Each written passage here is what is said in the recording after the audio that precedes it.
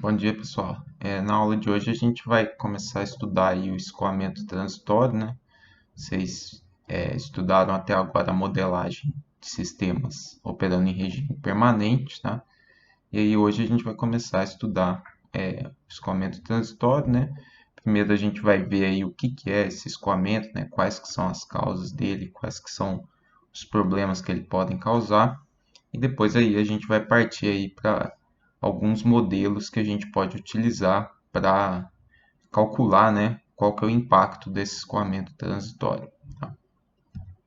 Bom, então o que que é um escoamento transitório? O escoamento transitório é aquele que não é constante, né, ao longo do tempo, ou seja, eu tenho uma variação de pressão, né, ou de carga e de velocidade ou de vazão, consequentemente também, né, ao longo do tempo, tá?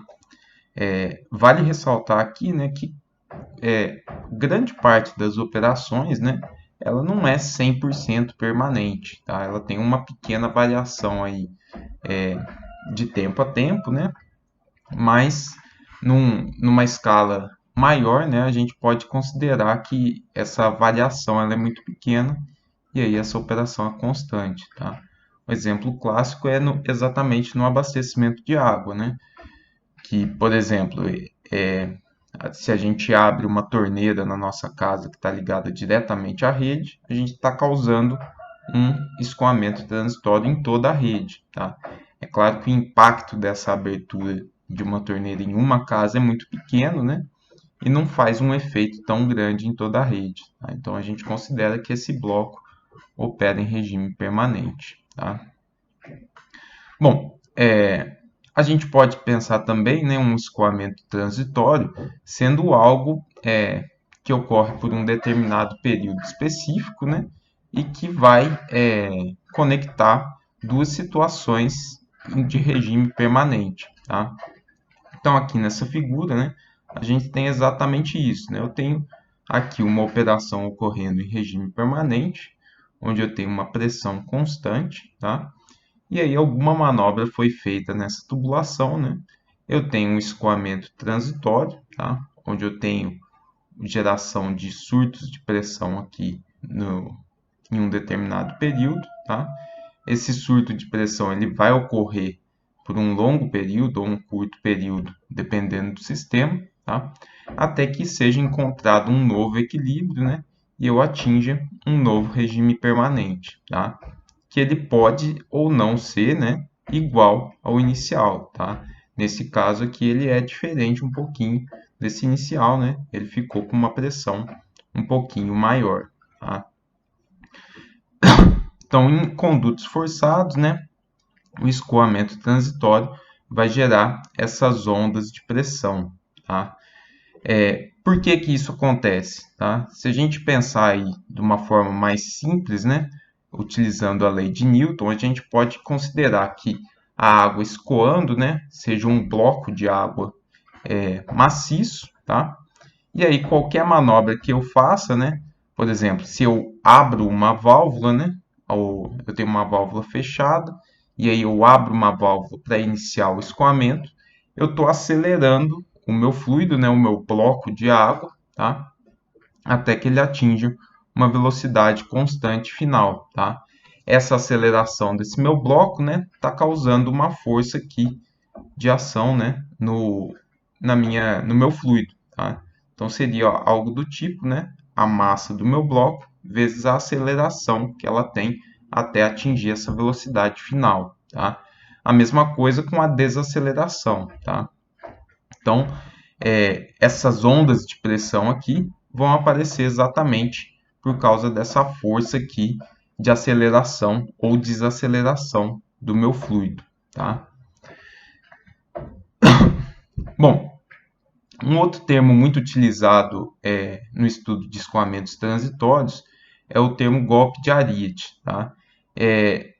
O golpe de Ariete nada mais é do que essa sobre ou subpressão aqui que a gente observa, tá? Normalmente quando a gente fala do golpe de Ariete, né, é da sobrepressão, né? Ou seja, da elevação de pressão na tubulação, tá? Por que que o pessoal chama isso?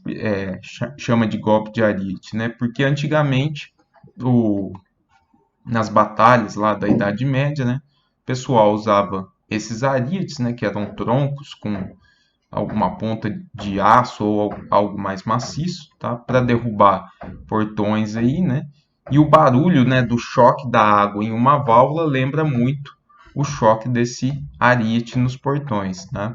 Então, sempre que a gente falar de golpe de ariete, a gente está se referindo a esse aumento de pressão devido ao escoamento transitório, tá? São termos, são sinônimos, né?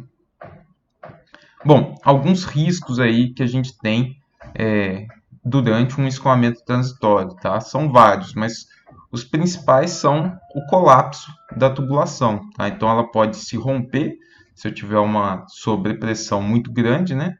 Ou então ela pode se colapsar, né? Se achatar, caso eu tenha uma subpressão muito grande dentro dessa tubulação, tá? Eu posso ter também causar rotação inversa, reversa de uma bomba, tá? E aí isso pode causar o risco de queima do motor, tá? Eu posso ter o disparo de uma turbina e aí ela acelera muito, a rotação dela se eleva e eu posso ter um rompimento do rotor dele, tá? Eu posso ter também problemas a longo prazo, tá? Onde eu não tenho transitórios tão significativos, mas que essa fadiga aí de aumento e queda de pressão ao longo do tempo vai causando uma fadiga e reduz aí a vida útil das tubulações, tá? Então a gente tem que sempre tomar cuidado quando a gente sabe que a gente vai ter que fazer uma operação que vai causar um escoamento transitório, tá? Mas a gente também tem uma aplicação prática boa, né? Não é só uma coisa ruim na hidráulica, tá? Existe esse dispositivo aqui que a gente chama de carneiro hidráulico, que ele utiliza esse fenômeno aí de causa de sobrepressão no fechamento de uma válvula, tá? Para bombear a água, tá? Então, como que é esse sistema, né? Ele tem uma válvula aqui de escape, tá? Que com a carga aqui desse reservatório mais baixo, tá? Ela libera a água para a atmosfera, tá? Quando ela libera a água, ela tem um ajuste aqui que ela se fecha rapidamente, tá? A hora que ela se fecha, ela causa uma sobrepressão e abre essa válvula aqui de portinhola dessa câmara, tá? E aí essa sobrepressão consegue elevar a água para esse reservatório superior, tá? Enquanto isso, o sistema aqui começa a entrar em equilíbrio, a portinhola começa a se fechar novamente e essa válvula de escape começa a se abrir novamente, tá? E esse processo se torna cíclico, tá? É óbvio que esse sistema aqui ele é usado só em pequena escala, tá? Normalmente no meio rural, né? E a gente tem um certo desperdício de água aqui, né? A gente não consegue bombear exatamente o que a gente está captando aqui. Uma parte é desperdiçada aqui para a atmosfera e outra é bombeada para o reservatório superior, tá? Então a eficiência dele é baixa, mas é uma aplicação aí positiva, né, do golpe de ariete. Bom, aqui eu coloquei algumas fotos, né, só para exemplificar o impacto, né, que um escoamento transitório pode ter, né, a força com que ele pode atuar, tá? Então aqui tubulações totalmente colapsadas, né, rompidas, essa aqui achatada, essa aqui também, né, uma válvula rompida, tá? Uma bomba aqui também com a carcaça rompida, tá? E aqui um tal, né, que é um dispositivo de segurança que a gente vai ver também, colapsado, tá? Então vocês podem ver aqui pelas fotos a força que um escoamento transitório pode ter, o golpe de ariete pode ter, tá? Mas aqui no nosso caso, né, alguns exemplos aqui em redes de distribuição de água, tá? Onde a gente tem o rompimento de adutoras, causando um grande volume de perda aqui pontual, tá? E esse outro aqui, né, foi um caso lá na Rússia, onde a gente teve uma parada repentina da turbina, ela entrou em aceleração, né, entrou na rotação de disparo, acabou saindo do próprio eixo, né, atingiu um armazenamento de gás, e aí esse efeito em cascata, né, causou a explosão de toda a usina. Tá? Então, olha o impacto que teve isso lá nessa usina. Tá? Aqui tem um vídeo também, né, mostrando o exato momento em que uma adutora se rompe. Tá? Então, aqui a rua está calma, né, e aí de repente a gente tem o colapso aí, a ruptura da tubulação. Tá? Vocês vejam que tinha até um carro passando, né? Então é uma coisa perigosa até de causar mortes, alguns acidentes fatais. Tá? Então é uma coisa muito séria que a gente tem que tomar cuidado. Bom, aqui também tem o exemplo. Se enchia de água. O carneiro parava de funcionar. A gente vinha, esgotava, colocava para funcionar, enchia Aqui de essa água de novo, tubulação maior parava de funcionar. E agora de não, agora ele fica admissão de puxando o água ar. e essa E mangueira ele tá da trabalhando assim tubulação já que a tem gente uns vai 15, 16 dias. recalcar a água. E por enquanto Vocês tá indo podem bem. ver que Eu vou lá em grande cima mostrar para volume de vocês água aonde é que a água tá perdido, indo, mas em muitos para sistemas vocês verem plurais, né, que vai esse dar desperdício ele certinho. retorna aí para o Então, manancial. gente, aqui é Tá? onde chega aquela Então água aqui, que ó, vocês viram lá esse aqui é o embaixo. jato de Essa água quantidade de água bombeado, toda né, aqui, na verdade, a que gente fez estão uma... utilizando para encher a piscina e estava pegando de um reservatório lá embaixo. Tá? E um exemplo mais recente aí de ruptura de tubulações, né, foi na obra lá de transposição do Rio São Francisco. Tá? Então foi comprovado que houve um fechamento de uma comporta lá que causou o golpe de arite e rompeu a tubulação. Tá? Foi um grande problema, tiveram até que evacuar uma cidade lá, né, um vilarejo, porque esse vazamento aí causado, né, podia causar danos na barragem. Tá? Então, é só para reforçar a importância da gente avaliar o escoamento transitório. Tá? Bom, no estudo que a gente vai fazer, a gente tem algumas grandezas físicas aqui que vão ser importantes para a gente. Tá? Então, a gente vai ter as grandezas dependentes, tá? Que seria a pressão ou a carga, né? A gente vai trabalhar muito mais em termos de carga, tá? A velocidade ou a vazão, tá? Que também a gente costuma trabalhar mais com a vazão, tá? Então, essas variáveis elas vão depender tanto aqui da nossa posição x quanto do tempo t. Tá? Então, elas vão assumir valores, né, dependendo da posição que eu tiver na minha tubulação e do instante de tempo decorrente aí, da manobra que a gente for fazer. Tá? Algumas propriedades da tubulação também vão ser importantes, tá? As que a gente já tem utilizado aqui, comprimento e diâmetro, tá?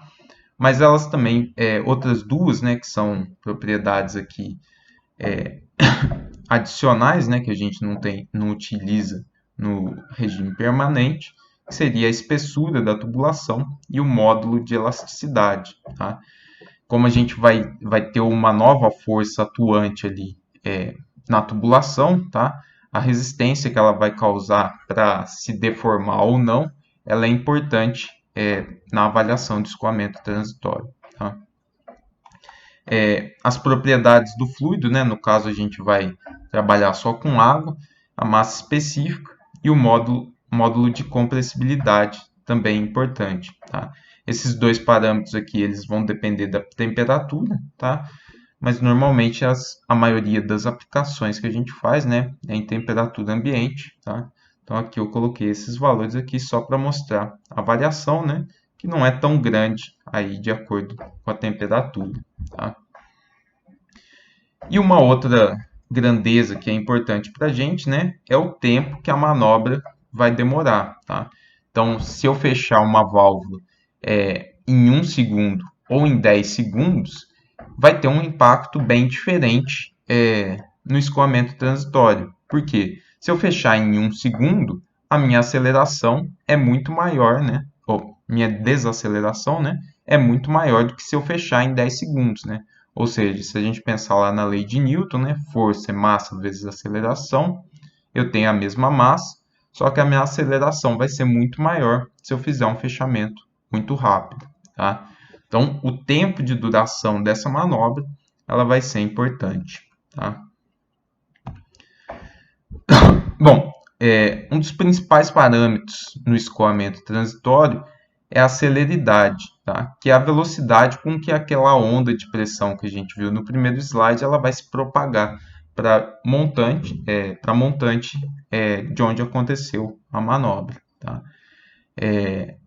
E essa celeridade, né, ela representa a velocidade que o som se propaga no fluido, né? Ou seja, aquela pressão é uma onda de pressão, né, que se propaga exatamente com a velocidade do som no fluido, né, no meio, tá?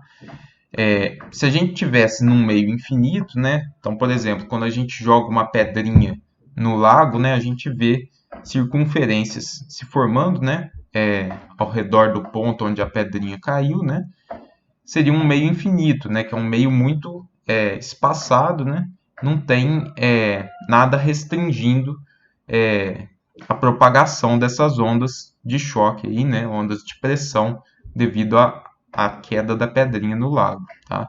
Então, se for num meio infinito, essa celeridade, né, que a gente representa aqui pela letra A, tá? Ela é a relação entre o módulo de compressibilidade do fluido pela massa específica, tá? No nosso caso, a gente vai trabalhar aqui com um meio confinado, né? Ou seja, a água dentro de uma tubulação, tá? E aí a gente já tem que considerar, né, os parâmetros físicos aqui dessa tubulação, porque ela vai restringir como essa onda de pressão vai se propagar, tá? Se a gente avaliar aqui essa equação, a gente vai perceber que uma tubulação rígida e de parede espessa, tá? Ou seja, esse valor aqui, Ezinho, que é a espessura, e Ezão, que é o módulo de elasticidade da tubulação, quanto maiores eles forem, né, maior vai ser a minha celeridade aqui, tá? E a gente vai ver que isso tem um impacto no surto de pressão que a gente vai causar, tá? A tendência é que tubulações que tenham uma celeridade maior tenham um surto de pressão maior também, tá? Mas em contrapartida, essas tubulações tendem a ser mais resistentes à força dessa sobrepressão, tá? Então é uma coisa que tem que ser ponderada, né, na hora de escolher o material da tubulação, tá? Então aqui eu coloquei dois exemplos, né, de tubulações um pouquinho diferentes, né, só para mostrar como a celeridade pode variar de um tipo de tubulação para outro, tá? Então nesse caso aqui uma tubulação de aço tem uma celeridade de 1000 metros por segundo, tá? E uma de PVC teria só de 465. Tá? Bom, como eu falei, né, o tempo de manobra ele vai ser importante para a gente no estudo do escoamento transitório, tá? E a gente pode definir ele como sendo esse tempo de manobra, né? Ele pode definir a manobra como sendo lenta ou rápida, tá? Por que isso? Uma manobra lenta, ele tem um tempo, né, de manobra maior que 2L sobre A, tá? Sendo L o comprimento da tubulação e A a nossa celeridade. Por que a gente fala que isso é uma manobra lenta? Porque a hora que eu começar a fechar aqui, eu já vou causar um pequeno surto de pressão, tá? E a onda de pressão que eu causar, ela vai percorrer todo o meu comprimento aqui da tubulação e retornar até a válvula, tá? Se a hora que ela retornar aqui a válvula ainda estiver aberta, eu não vou ter a desaceleração total do meu fluido, tá? Então parte ainda vai ser dissipada aqui na pequena abertura que eu ainda tiver, tá? Então eu não vou ter um surto de pressão tão grande, tá? Se acontecer o contrário, né? A hora que ele voltar aqui, a válvula já estiver completamente fechada, tá? Eu vou ter o máximo de pressão, de surto de pressão possível, tá? Então é por isso que a gente define aqui um tipo de manobra lenta ou rápida, tá? Se a minha onda de pressão consegue ir e voltar antes de eu fechar totalmente a válvula, né? Ou antes de eu completar qualquer tipo de manobra, tá?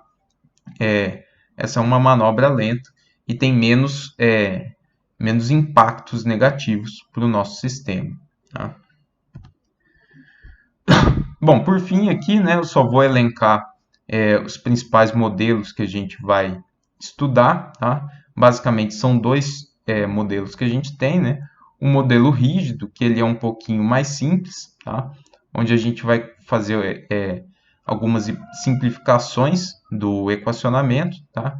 Porque a gente vai considerar que a tubulação ela é 100% rígida, né? Então, qualquer que seja a força que a gente vai aplicar, ela não vai se deformar, tá? E que o nosso fluido é incompressível, tá?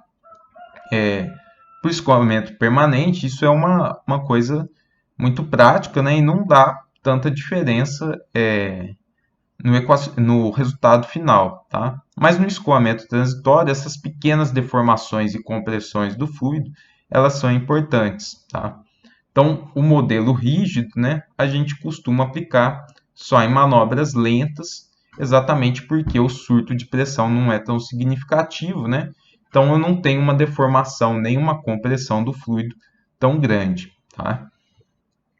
E depois, né, a gente vai ver o modelo elástico, né, que é o modelo completo, né, considerando então a deformação e compressão do fluido, tá? Ele vai ser aplicável para qualquer caso, tanto manobras rápidas quanto lentas, tá? Mas a desvantagem, né, é que a gente adicionando aí uma representação física mais próxima da realidade, a gente vai ter um esforço computacional e matemático um pouco maior, tá? Então, ele é um pouquinho mais complexo, né, um pouquinho mais difícil de ser equacionado e também as simulações tendem a demorar bem mais também, dependendo do tamanho do sistema, tá? O nosso objetivo final, né, é criar o que a gente chama de envoltórias de pressão do nosso sistema, tá? Então, nesse exemplo aqui, a gente tem a linha preta, que seria o perfil do terreno, né, ou o perfil da nossa tubulação, tá? Em linha verde, seria a linha piezométrica do sistema operando em regime permanente, tá? E as linhas azuis e vermelhas seriam as nossas envoltórias de pressão máxima e mínima, tá? Que vão ser interessantes, né, para a gente verificar aí os pontos críticos do sistema, né, para verificar se a gente vai ter, por exemplo, formação de vapor, né, cavitação em algum ponto, se a gente tem risco de ruptura em algum ponto, né, para que a gente possa tomar medidas para que isso não ocorra, beleza? Então, na próxima aula, a gente vai começar a estudar aí o equacionamento do escoamento transitório.